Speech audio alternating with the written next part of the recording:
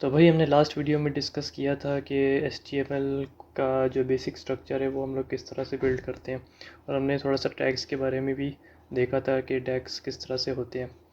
तो आज की जो वीडियो है इसमें हम लोग बात करेंगे, सबसे पहले मुख्तलिफ टैग्स देखेंगे जो काफ़ी ज़्यादा यूज़ होते हैं। उसके बारे में देखेंगे कि किस किस तरह इस्तेमाल होते हैं और क्या क्या वो उससे बिल्ड होता है। उसके बाद एट्रीब्यूट्स की बात करेंगे कि एट्रीब्यूट्स किस तरह से HTML टैग की प्रॉपर्टीज़ को इम्प्रूव कर देते हैं। तीसरी चीज़ हम लोग जो देखेंगे आज इस वीडियो में वो है इमेजेस और लिंक्स, कि हम लोग जैसे किसी बटन पे क्लिक करते हैं और वो हमें कहीं लीड कर देता है, वो लिंक कहलाता है। वो किस तरह से इसके अंदर डालते हैं, इमेजेस किस तरह से डलती हैं कि इमेज जो है वो लोड हो जाती है वेब पेज के अंदर। वो सारी चीज़ें किस तरह से होती हैं, ये आज हम लोग इस वीडियो में देखने वाले हैं। तो चलते हैं। अगर आपको याद हो तो हमने सबसे पहले स्ट्रक्चर बिल्ड किया था, तो मैं वापस वही बना देता हूँ जो हमने लास्ट टाइम किया था। यहाँ पर हमने कुछ इस तरह की चीज़ बनाई थी अपनी पिछली वीडियो में।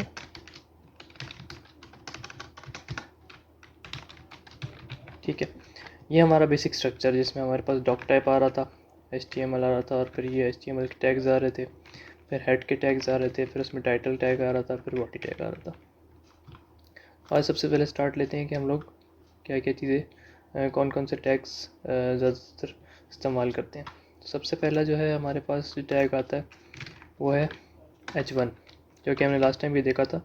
H1 डालने के लिए हम लेस देन लिखेंगे, H1 करेंगे, एक H1 खुद आ जाता है, आप जस्ट एंटर करेंगे। ये भी नहीं हुआ, लेकिन अगर दोबारा करें, लेकिन हम लोग इस तरह करेंगे तो ये खुद ब खुद आ जाएगा, और जब क्लोज़ करेंगे तो ये खुद ब खुद इसका क्लोजिंग टैग ऐड हो जाएगा। हम लिखेंगे दिस इज़ फर्स्ट हेडिंग। सही है। जब हम इसका रिज़ल्ट देखेंगे तो हमारे पास ये फर्स्ट हेडिंग आ जाएगी। आप देख सकते हैं ये बोल्ड भी हो गई है और ये काफ़ी बड़ी साइज़ की भी हो गई है। ठीक है, ये टैग है। तो इसी तरह से H1 है H6 तक जाते हैं ये, यानी H2 भी ऐड कर सकते हैं, H3 भी ऐड कर सकते हैं। तो अगर मैं करूँ H2 this is second heading, और अगर इसको सेव कर दूँ और फिर मैं रिफ़्रेश करूँगा तो ये दिस इज़ सेकेंड हेडिंग आ गई। इसी तरह से मैं क्या करूँगा, ओके, आपको मैं H3 लिखूँगा, this is third heading. H4 लिखूँगा, this is fourth heading. H5 लिखूँगा, दिस इज़ फिफ्थ हेडिंग। और इसी तरह से लास्ट में H6 लिखूँगा, this is sixth heading. Sorry, ये नोटिफिकेशंस के लिए ये आ गए, 6 हेडिंग्स आ गई, लेकिन 6 से आगे हम नहीं जा सकते, 6 से आगे कुछ नहीं होता। अगर मैं 6H करूँगा, देखें H1 से 6 तक जा रहा है, उससे आगे नहीं आ रहा, तो 7 कुछ नहीं होता, 6 तक होता है। तो अगर मैं इसको रिफ़्रेश करूँगा तो ये देखिए, पहली हेडिंग, दूसरी हेडिंग, तीसरी हेडिंग, चौथी, पाँचवीं, किस तरह से साइज़ डिक्रीज़ होते जा रहे हैं। लेकिन हर हेडिंग को देखें आप, इसका जो फॉन्ट है वो बोल्ड है। ठीक है, फिर उसके अलावा हमारे पास होता है पी का मतलब होता है paragraph. This is a paragraph. और अगर हम इसको देखेंगे तो ये पैराग्राफ इस तरह से नॉर्मल जिस तरह से टेक्स्ट होता है उसी तरह से आ जाता है, जैसे ये सारा टेक्स्ट लिखा हुआ है इस तरह से पैराग्राफ आ जाता है। और उसके अलावा जो कॉमनली यूज़ होते हैं, दो तरह के टैग्स होते हैं, वो है डिव और स्पैन। उसका मैं आपको जब CSS आएगा तो तफसील से एक्सप्लेन करेंगे, लेकिन डिव समझ लें एक तरह से पेरेंटिंग करने के लिए होता है, कि अगर हमने कॉमन चीज़ के ऊपर अप्लाई करनी है तो हम लोग डिव यूज़ करते हैं। यानी जैसे मैंने सबका कलर रेड करना है, ये आपको समझ तो नहीं आएगा क्या मैंने किया है, लेकिन मैं जस्ट एक एग्जांपल के लिए बता रहा हूँ कि डिव भी एक यूज़ होता है। मैं अगर इनका कलर रेड कर दूँ और उनको रिफ़्रेश कर दूँ, ये थोड़ी CSS मैंने इसमें इस्तेमाल कर लिया, तो ये सारा कुछ रेड हो जाता है। तो डिव होता है कॉमनली यूज्ड, और लास्ट है स्पैन। स्पैन मतलब ये होता है कि अगर मैं यहाँ पर इस फर्स्ट को सिर्फ रेड करना चाहता हूँ, मैं स्पैन कर दूँगा, यहाँ पर मैं div नहीं यूज़ कर सकता। मैं इसके बारे में भी बताऊँगा कि मैं यहाँ div क्यों नहीं यूज़ कर सकता, मुझे स्पैन ही करना पड़ता है। अगर मैं यहाँ पर कर दूँ इसका कलर ग्रीन कर दूँ फॉर एग्ज़ाम्पल, और इसको मैं यहाँ पर शो करूँ तो सिर्फ इस फर्स्ट का कलर ग्रीन हो जाता है। स्पैन का ये फ़ायदा होता है कि ये ना इसके अंदर अगर मैं यहाँ पर डिव डालता तो ये इसको तोड़ देता बीच में से, दिस इज़ आता, फिर ये अगली लाइन पे आता और फिर ये अगली लाइन पे आता। इसने उसको तोड़ा नहीं बल्कि उसी के अंदर रख के उसकी प्रॉपर्टीज़ को चेंज कर दिया। अगर मैं यहाँ पर मिसाल के तौर पर डिव यूज़ करूँ, आपको करके दिखाता हूँ, स्पैन की जगह डिव कर दूँ और मैं इसको रिफ़्रेश करूँ तो ये देखें ये इसको पूरी चीज़ को ख़राब कर देता है। तो इस चीज़ के लिए स्पैन यूज़ होता है नॉर्मली। अच्छा, दूसरी चीज़ हमने बात की थी जो हम इस वीडियो में बात करने वाले हैं वो है हम लोग एट्रीब्यूट्स क्या होते हैं। एट्रीब्यूट्स के लिए हम लोग मैं आपको थोड़ी सी एक्सप्लेनेशन देता हूँ कि एट्रीब्यूट्स क्या होते हैं। कि मिसाल के तौर पर ये तो हमने एक HTML लिखा है, ठीक है, पैराग्राफ एक HTML हमने लिख दिया। ये इसका टैग नेम स्टार्ट हो रहा था, ये टैग नेम एंड हो रहा है, टैग एंड हो रहा है, जिसमें टैग नेम आ रहा है, बीच में इसके कंटेंट है जो हमने डालना है, जिसको हमने HTML के ज़रिए से खूबसूरत बनाना है, जो भी करना है। और दूसरी चीज़ ये होती है हमने इसकी कुछ प्रॉपर्टीज़ चेंज करनी है। मिसाल के तौर पर अगर मैं इसके अंदर स्टाइलिंग करना चाहता हूँ, उसको मैं कलर चेंज करना चाहता हूँ, उसका फ़ॉन्ट बढ़ाना चाहता हूँ, तो उसके लिए CSS यूज़ होता है नॉर्मली। लेकिन अगर मैं उसको इसके एट्रीब्यूट में CSS डालना चाहता हूँ तो उसके लिए एट्रीब्यूट यूज़ होता है। और भी चीज़ें कर सकते हैं, जैसे अगर मैं आपको लिंक और इमेज की एग्जांपल बना के दिखाऊंगा तो उसमें आप देखेंगे एट्रीब्यूट किस तरह से इस्तेमाल हो रहा है।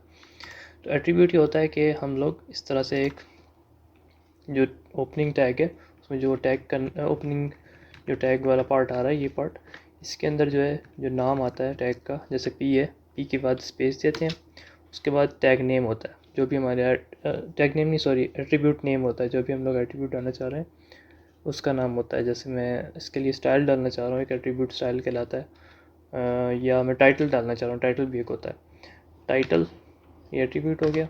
उसके बाद मैं अच्छा इसने खुद ही डाल दिया, एडिटर खुद कर देता है, लेकिन मैं आपको एक्सप्लेन करता हूँ। टाइटल डालना है यानी नाम डालना है एट्रीब्यूट का, उसके बाद इक्वल उसका साइन होगा, उसके बाद इन्वर्टेड कॉमास आएंगे, ठीक है। ये एट्रीब्यूट का बेसिक स्ट्रक्चर है, किस तरह से एट्रीब्यूट डालते हैं हम लोग। नाम एट्रीब्यूट का, इक्वल और फिर ये, और अगर मैं डाल दूँ दिस इज़ शोइंग करके मैं डाल दूँ उसको, तो आप ये देखें ये जो टाइटल का मकसद ये होता है कि जब हम इसके ऊपर होवर करेंगे ना, जाके इस माउस इसके ऊपर लेके जाएंगे दिस इस पैराग्राफ में वहाँ पर, तो ये यहाँ पर एक छोटा सा टूल टिप में शो करेगा। जैसे मैं करता हूँ उसको रिफ़्रेश करता हूँ तो दिस इस पैराग्राफ में जाऊँगा तो ये ऊपर मुझे ये साइड पे शो कर रहा है दिस इज़ शोइंग।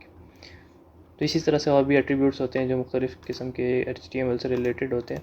तो एट्रीब्यूट जब भी हम लोग कहेंगे कि भी हमने इसका एट्रीब्यूट डालना है इस तरह से, तो वो इसी तरह से होगा कि उसका नाम होगा और उसकी एक वैल्यू होगी। अगर इसी की जगह मैं स्टाइल डालता, जैसे यहाँ पर ऑलरेडी डाला हुआ भी है डिव में स्टाइल और फिर इसके अंदर इक्वल और फिर ये इन्वर्टेड कॉमास के अंदर इसकी वैल्यू, नेम इस तरह आता है और इन्वर्टेड कॉमास के अंदर इसकी वैल्यू आती है। बाकी ये बाद में एक्सप्लेन करूँगा किस तरह से ये सारा कुछ आया है, लेकिन फ़िलहाल के लिए एट्रीब्यूट्स इस तरह से यूज़ होते हैं। लास्ट चीज़ हम लोग देखते हैं इमेज और लिंक पे हम किस तरह से जाते हैं।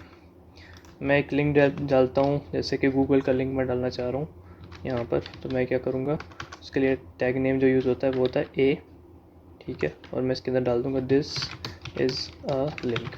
जो A है वो लिंक के लिए यूज़ होता है। लेकिन अब हमने इसको बताना भी है कि भाई गूगल के ऊपर जाना है तुमने, तो हमने इसके अंदर एक एट्रीब्यूट डालना है जिसको हम करेंगे